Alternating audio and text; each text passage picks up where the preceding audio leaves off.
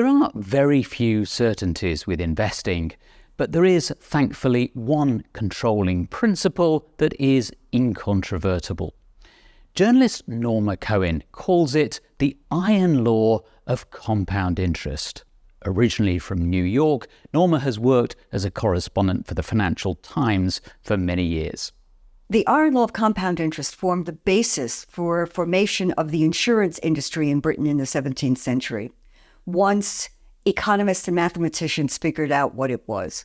And that is that if you have an investment and the investment earns a rate of return in a single year, the following year, the money you have available for investment is equal to the initial contribution plus whatever was earned in interest during that year.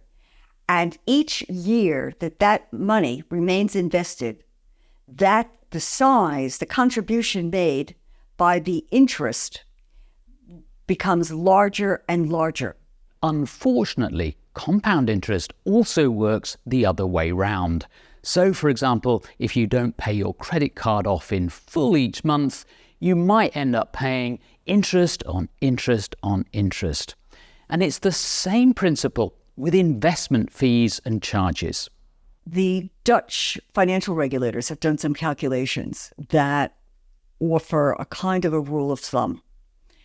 And for 1/4 of a percentage point, which is only 25 basis points, 0.25%, which is well below what many investments in Britain are charging every year. If you have to pay that out over a 40-year lifetime of saving for your pension, it will reduce the lump sum you receive at retirement by 7.5%. As Norma Cohen says, the vast majority of investors around the world pay far more than 0.25% for investment management. It's also important to note that the annual fund management charge is only part of what you actually pay. For example, there has to be a custodian for your share certificates. There is a cost of transferring your payment to a broker. That's a charge. There is a cost of providing you with information about your investments.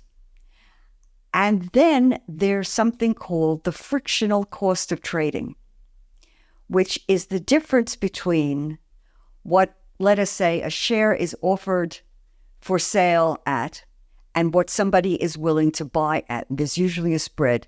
If you have a fund manager who trades a lot, where 120% of your portfolio turns over every year into new securities that the manager decides have a better chance of earning high rates of return, you will be paying far, far more in fees and charges than you would if you had a fund manager for whom only 1/5 of the portfolio turns over every year.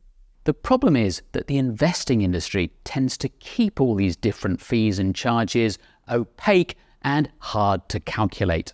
That's despite efforts from financial regulators to increase transparency. It's like airline charges. Why don't you hear more about the extra cost of bringing a carry-on luggage? Those who impose the charges have absolutely zero interest in explaining to you exactly what the charges are. That's how they make their money. What's starting to happen, mercifully, is that investors are becoming somewhat more aware of charges, fees, and costs. And now savvy investors are going out and looking for the kinds of arrangements that will help them to keep their fees down. So be savvy. When choosing a financial advisor, remember to ask them about investment costs. If they only use expensive, actively managed funds, you should steer clear.